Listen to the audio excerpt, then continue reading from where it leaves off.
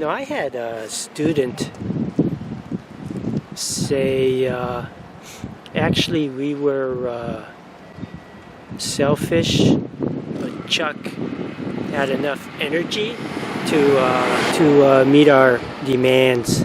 And you know, that was, wow, I was honored to receive that kind of praise, but at the same time preserving the Japanese uchi-soto concept. This was my attitude during the class. I'm going to take these students down to hell, but bring them out with a smile. In other words, I was going to engage them in deep learning. But you see, here's the catch. You don't engage Japanese students in deep learning. It traumatizes them. Yeah, that's why I referred to the traumatization as hell. And but evidently, yeah, I brought him out with a smile. And I did engage them in deep learning. So this is the beauty of it. You know, I was able to combine two cultures in a learning environment. I was able to combine Japanese and American culture, and you know, it was deep and complex, but evidently I did. I was able to maintain my Western way of thinking, and they were able to maintain their Eastern way of thinking. So it was a win-win situation. So this is what's obvious. You had a synergy of Western and Eastern culture engage the students in deep learning. Deep learning is from Western culture, believe me. It was a win-win situation. Okay, from Western viewpoint, from the Western viewpoint, I managed to maintain my self-esteem, and I managed to help the student, the Japanese student from the Eastern culture, maintain his collective self-esteem, not individual self-esteem. Big difference here. Yeah, it's deep and complex. But you know, I watched the show today on, I think it was the History Channel, one of those channels on cable television, and a French chef and a Japanese chef collaborated to create a menu. And one of the customers said it was a deep and complex taste. And you know, of course, everybody enjoyed the dinner tremendously, although it was deep and complex. And this is what I'm trying to get at. I'm confident my class was deep and complex. Heck, I was trying to engage them in deep learning, and that's why it was a win-win situation. Oh yeah, this is after a teaching gig, and I'm enjoying my favorite nigori sake at Suruma Station. Later.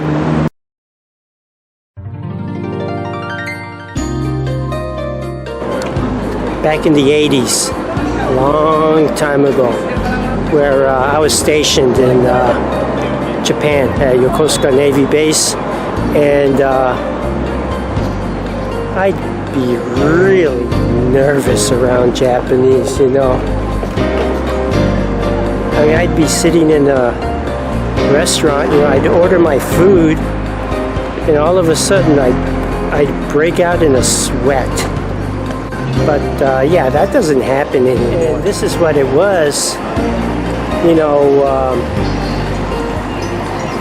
being an American, you know, we're like really positive, you know, and really, really outgoing. But I knew, you know, after a couple of months in Japan that didn't go very well with the Japanese.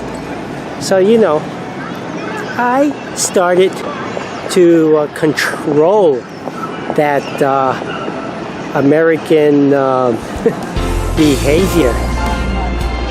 And man, that's what was causing those panic attacks. Well, not panic attacks,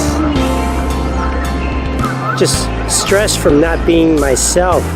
But you know, I kept it up because I could clearly see how being a typical American wasn't a big hit with them. And now here I am, let's see, the 80s, I don't know, several decades later. And, you know, I don't have those panic attacks anymore. I understand this, you know, this Uchi-Soto concept right now really, really well. And I understand how, you know, the typical American behavior doesn't fit with that Uchi-Soto concept. They're on opposite ends of the spectrum. As a matter of fact, the tables have been turned. Now, I'm able to take advantage of that Uchi-Soto concept and, you know, engage the students in deep learning. But you know, of course, if I didn't have any knowledge of the Uchi-Soto concept, it'd be impossible to engage them in deep learning. Oh yeah, concerning, you know, engaging students in deep learning, you'd have to see my first video, you know, where I talked about the so-called wagamama behavior of the Japanese. Later. I had an interesting conversation with my student tonight. I was telling them how during the economic bubble, I'd always frequently go drinking with the students. Back then, there was such a large allowance for entertainment expenses. But when the economic bubble burst in 1990, well, that drinking tradition with the students started decreasing, and to the point where, as Japan goes into her third decade of the dark economic decades, yeah, it's very rare to go drinking with the students now. But you know, they've got a saying in Japan: drinking is the lubrication for human relationships. And now that I don't go drinking with the students, it's impossible to form a relationship between the teacher and the students.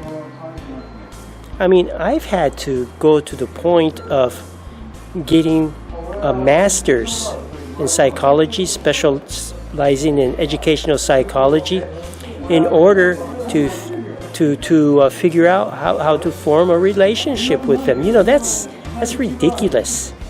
But you know, that's now that I think about it, that's a pretty interesting topic. You know, and I want to make future videos about that and, you know, build upon it. That is really, really interesting. Yep. And this is after a teaching gig. And yes, got my Japanese crazy water. Later. I mentioned in my first video, take the students down to hell and then bring them back out with a smile on their face. I referred to deep learning as hell because it traumatizes them. I found a book from my college days in the 80s. We were required to read this for one of our classes. Back then, I didn't understand a word of it.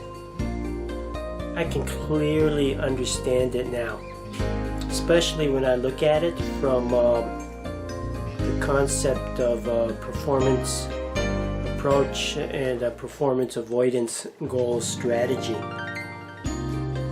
Very easy to understand now. But I was reading a little bit here and found some interesting quotes. For example, but he's referring to how to look at it as the same thing as a performance goal strategy. They can either do performing or avoid performing.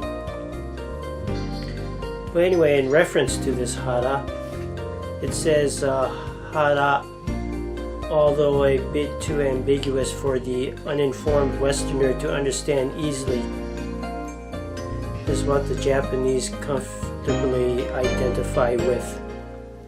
So to me, that's like saying they identify comfortably with the performance goal strategy. There's another interesting quote. It's talking about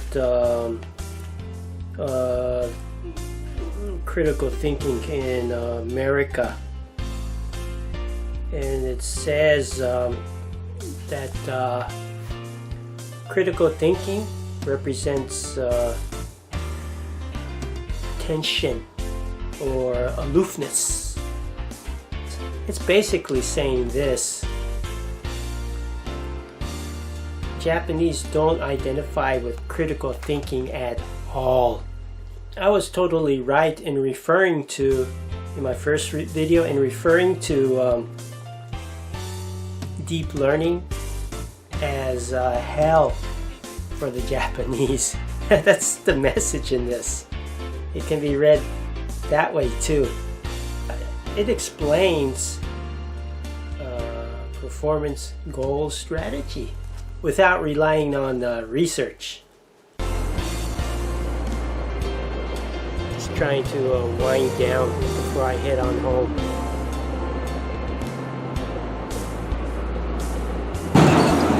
I've made a really interesting connection with this Uchisoto concept. You bring that up with the Japanese, and I guarantee they'll come back with a comment that's done anywhere.